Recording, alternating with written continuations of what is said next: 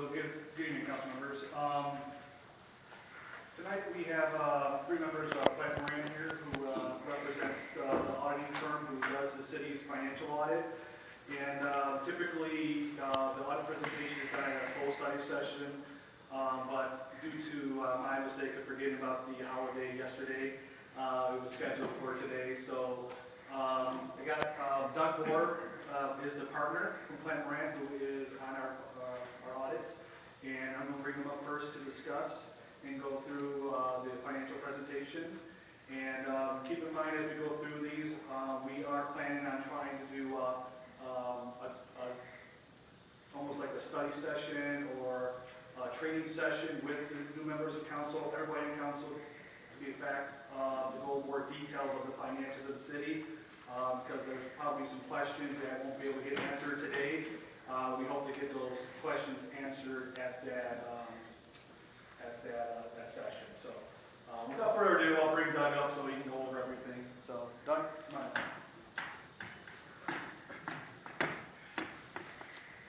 Thanks, Jason. Chairman Geis, fellow council members, Mayor Woolley, we appreciate the opportunity to come here tonight to present the results of the June 30th, 2021 financial statement audit for the city of Taylor. As Jason alluded to, I have two partners here today. I have Bill Brickey, who you may recognize from last year, as some of the council members. Bill is a co-partner with me on the city of Taylor. He's going to help with the presentation. And James Happel is one of the managers who works on the city of Taylor as well, and is an integral part of the team here.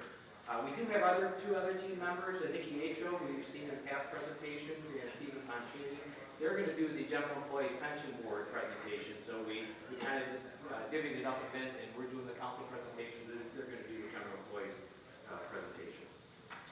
Before we get started, I just wanted to say thank you to the city departments and city staff, department heads that helped with this year's audit. This is the second year we did the audit during the pandemic. Last year we did it all remotely. This year we did a little bit of a hybrid. We were out here some of the days and did some of it remotely. Either way, there were a lot of different people that helped with getting us to this point where we're doing this presentation from the city, and that's really on top of their day jobs. And I'll start with Jason and his team. They do a great job with the numbers, great job being prepared, great job asking questions, being available. So that's kind of the starting point. But we do touch a lot of other departments at the city as part of our inquiries, as part of our fraud inquiries, as part of our testing. Public safety is part of that, clerk's office, mayor's office. Certainly HR is a big piece of it. So there's a lot of different hands that help us get to the point where we have the deliverables for the audit. So I just wanted to publicly thank that team. In your packet tonight, we have a number of deliverables from the audit. So you'll have two end of audit letters. You have the general purpose financial statements, and there's also a graph package. It's a PowerPoint package that we're going to walk through tonight. There are two other deliverables related to the year-end audits. We do 4 audits. One is for the district court. That's a separate audit, and this year we actually had a separate audit of the general employees pension plan because some of the changes in the accounting standards. Those reports aren't in your packet, but those are all completed engagements. The court report goes to the judges, and the general employees report will be presented to the pension board a little bit later this month.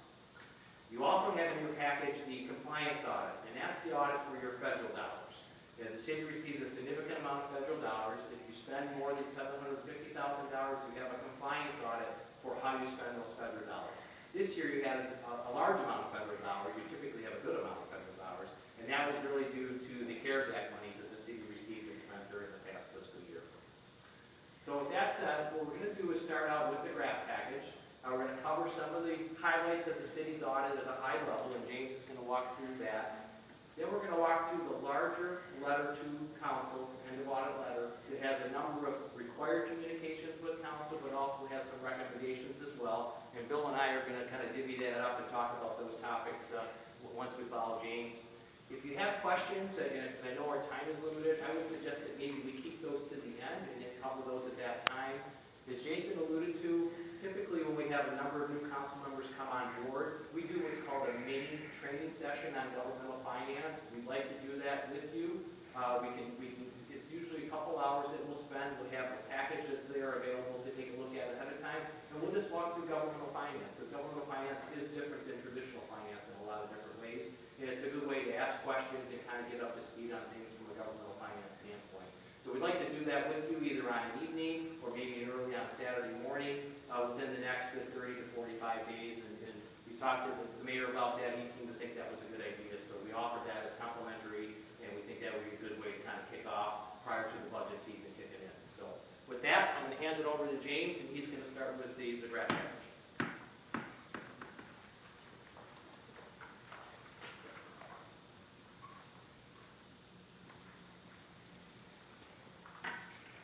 Good evening.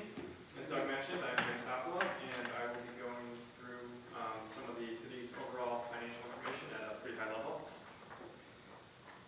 So some of the city's highlights this year, as city auditors, first off, Planning Rand is responsible to express an opinion on the financial statements based on our audit evidence we reviewed throughout the audit.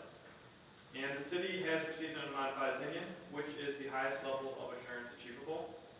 An unmodified opinion essentially states that the numbers and disclosures that are reported within the financial statements are fairly presented and accurate to the users of the financial statements. The city's general fund was originally budgeted the city's general fund was budgeted to finish the year with a use of fund balance of roughly $2.4 million, but ultimately grew fund balance by roughly $1 million due to additional state shared revenue, lower than expected expenses across the board, and also capital outlay expenditures that were budgeted for in 2021 but did not yet start. The general fund's unassigned fund balance at June 30th was $9.9 million, and that accounts for roughly 24% of the annual expenditures of the city's general fund, and that represents approximately 88 days. Over $15 million was invested in city infrastructure, equipment, water, and sewer systems by the governmental and enterprise funds during 2021, and roughly $14.4 million of Michigan transportation fund bonds were issued during 2021. The city paid down roughly $10 million of long-term debt in the current year. Moving into the pension plans, all three pension plans were able to decrease their liabilities in the current year. The PERS plan is roughly 55% funded, the police and fire is roughly 79% funded, and the MERS plan is roughly 71% funded. We'll have a couple more slides on that later on. The city's retiree health care liability is roughly 4% funded, and at 6/30 of 21, the reported liability was roughly $124 million.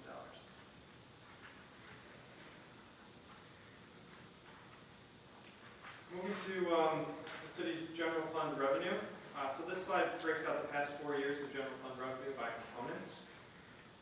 As you can see, in the current year, property tax was once again the city's largest source of revenue at approximately $11 million, which increased approximately 1% from the prior year.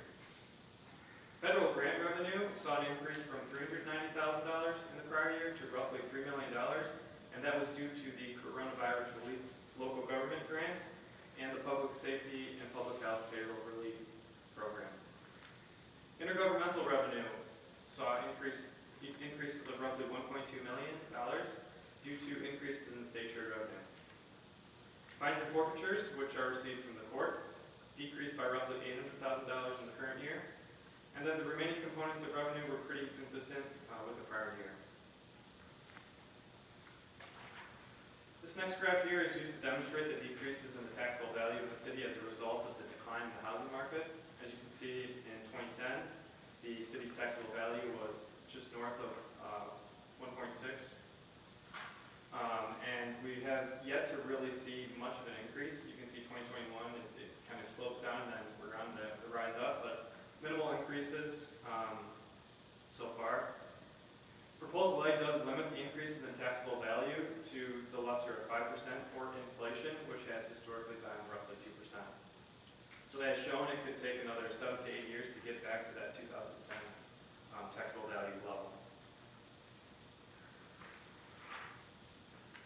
Here's a quick image of a broken out dollar bill, and this is meant to display that for each dollar that the city collects of tax revenue, the city only keeps 37.8% of that, and the county and schools get a large portion of that, 62.2% in total. And that's just based on the various millage rates currently in effect.